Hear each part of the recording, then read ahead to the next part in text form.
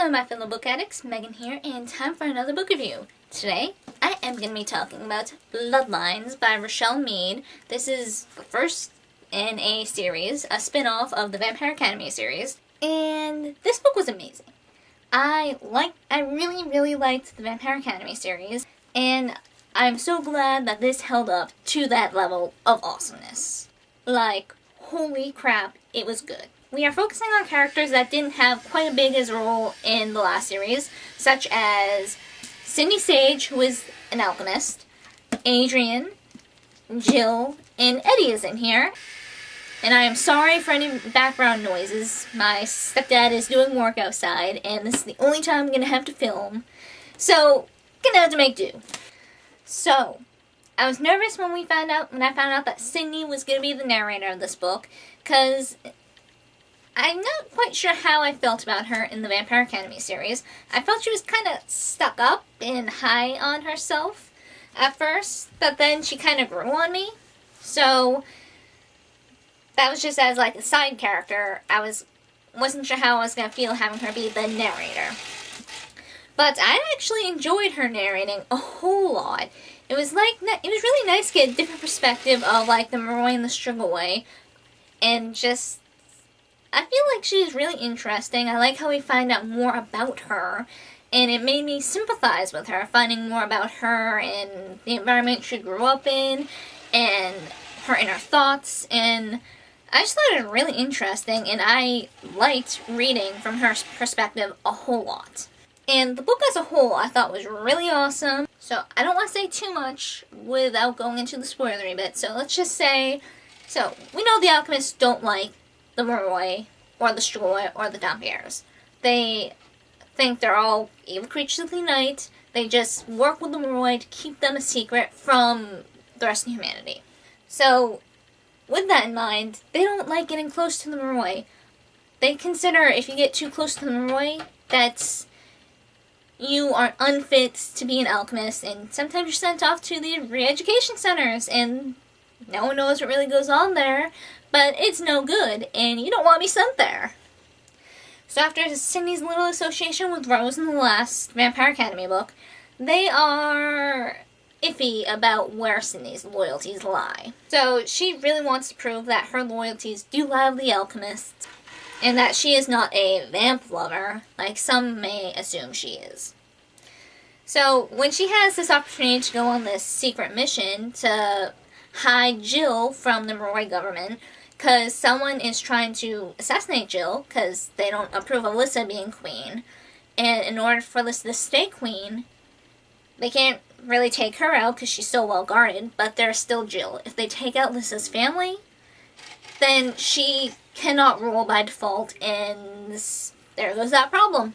So Jill has had an attempt on her life, and now they are trying to hide her away from the Moroi government, while Lissa tries to repeal this Age Act law that requires Jill to be alive for her to be queen. And once that law is totally done with, hopefully the attempts on Jill's life end. So Sydney is going undercover with Eddie and Jill to this fancy private school. So, Jill can still be around people and get an education, but she is hidden from the Moroi government. So she's to oversee this, make sure things run smoothly and all that. And they are basically hoping that all this mess blows over soon. So, as this is going on, Sydney is faced with all sorts of troubles, trying to help Jill and Eddie fit in, herself fitting in, and just all sorts of other drama going on and crap. This other alchemist who is working in the area that they are going to school as and is posing as their older brother, is, for lack of better words, a douchebag. And I really want to punch him in the frickin' face, and I do not like him from the start. And there is obviously some past tension between Sydney and him. Keith, oh my god, I hate Keith. So he's trying to mess things up for Sydney because he doesn't want her there. He actually wanted Sydney's younger sister to be in the role, but they sent Sydney instead, and he's not happy about that. So he's trying to screw her over. So she has to deal with that too, and I just felt really bad for Sydney, and just so much crap is going on. And just, she has to deal with drama from Adrian too, because he is there too, not at the school, but off campus, for reasons she does not know for a while. And he adds some much needed humor into the situation. I freaking love Adrian and his humor, and just, I want to give him a big hug. So, with that little synopsis, I'm going to go over to my spoilery bit. If you have not read this book yet, I highly suggest you pick it up. Even if you did not like the Vampire Academy series, I suggest giving this a try, because, who knows, maybe the different perspective could make a difference. So, we do find out why Adrian is in Palm Springs with Sydney and everybody. Apparently, the attempt at Jill's life back in court succeeded. She was assassinated. And Adrian, being a spirit user, managed to bring her back. So now her and Adrian are spirit bound. And a lot of problems do occur because of this. Especially with Adrian's vices. So when he's out drinking, she sometimes suffers the effect of a hangover. And she sometimes goes into his head. And it's horrible because, yeah, Adrian is not the most innocent people out there, so poor Jill has to deal with all that. She has to deal with stupid high school drama, which just this popular girl Laurel is just a total bitch to her. And Sydney does well in her classes, but she has her own drama of like, what? She just doesn't understand social cues and interactions well like Jill and Eddie do, because they have been in an actual school before. And whether Roy and Dampierre are human, school is school. Cindy was homeschooled, so she doesn't have that experience interacting with kids her own age. So that's really interesting to see going on. And while in school, she finds out about these tattoos that 90% of the student body gets. And just, it's interesting. There are two types of tattoos. One called steel tattoos, which improves physical performance, which a lot of jocks use. And then there are the celestials that kind of give you a high. And she's intrigued by these. She is confused, and she later finds out after investigating that they have to do with the Moroi. And when she tries to tell Keith about this, he tries to brush it off as nothing. And he's just trying to do everything he can to make Sydney look super incompetent, to try and get her shipped off, and it's horrible. And there's a lot going on in this book. Apparently, Sydney is taking part in this kind of independent study sort of thing, where her history teacher is like mentoring her, and Sydney is helping her with her research for this book, which involves magic. And we find out that magic is more real than Cindy believes. She thinks it's like stupid, religious, superstitious crap.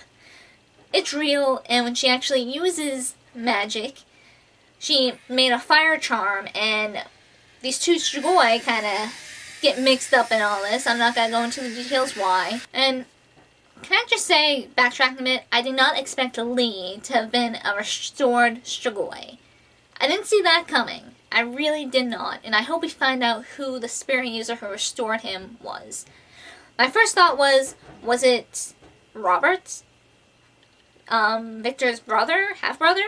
But then I remembered, since I just reread that series, I remembered that the Strigoi he restored, I think it was mentioned that it was a female, so it can't be Lee. So where's the other spirit user running about? I want to know that. He's been trying to turn himself back into a Strigoi for a few years now. He has tried killing Moroi, Dampierre's, humans. None of it's working. He cannot turn Strigoi. And he can't use magic either since he was brought back, probably a side effect. So he does the last thing that he can think of to be a Strigoi. He tried to drink from Sydney, but apparently her blood was super repulsive and he could not stomach it. So he's going with the last resort, and that's to get a Strigoi to turn him. So he calls up two Strigoi that he knew, has them come over, and one of them does try to change him, but he doesn't come back. He just dies once he's drained. So apparently, once you're restored from being a Strigoi, you cannot become Strigoi again. And that is really, really awesome. That is like a major breakthrough if they can somehow find a way to get that condition transferred to the general population of the Moroi and the Dampierres, and even humans, just imagine, they wouldn't have to worry about any more Strigoi being made. And that would be a huge threat in itself eliminated. That way, once they take out all the Strigoi that are currently about, they will not have to worry about new ones. So, going back on track with the magic thing now. Apparently, the fire amulet that Cindy made for her teacher works. Out of, like, a desperate attempt to try and save them from the Strigoi, her and Adrian, she manages to set one of them on fire, which gives them a few extra minutes time to basically get their necks saved by Eddie. So she confronts her teacher about that, and her teacher's like, yeah, magic is real, magic works, I'm kind of a witch, and I know about other magical creatures such as the Moroi and Strigoi and Dampierres. And Cindy is freaked out by that. And Keith gets his just desserts. Apparently, he is the ringleader of this whole, like, weird tattoo thing that's going on at Amberwood. Cindy finds him out, and he's shipped away and getting his just desserts. So Adrian gets his apartment, and just things work out really well. They are apparently bringing another Dampierre in to help Eddie protect Jill, and she's going to be Jill's new roommate. And we find out that it is Angeline from who we met in the last book, and she is one of the keepers, and so it's going to be interesting in the next book. I'm assuming she's going to have trouble fitting in because she's from the middle of nowhere in the woods, and I imagine going to a fancy-smancy private school is going to be a big change. So I am very interested to see how this series progresses, and I can't wait to keep reading, and just, it's awesome, and I loved it, and yes, I highly recommend it. So, with that in mind, I will end this video here, and yes, keep on reading, my fellow book addicts, and I will see you guys next time.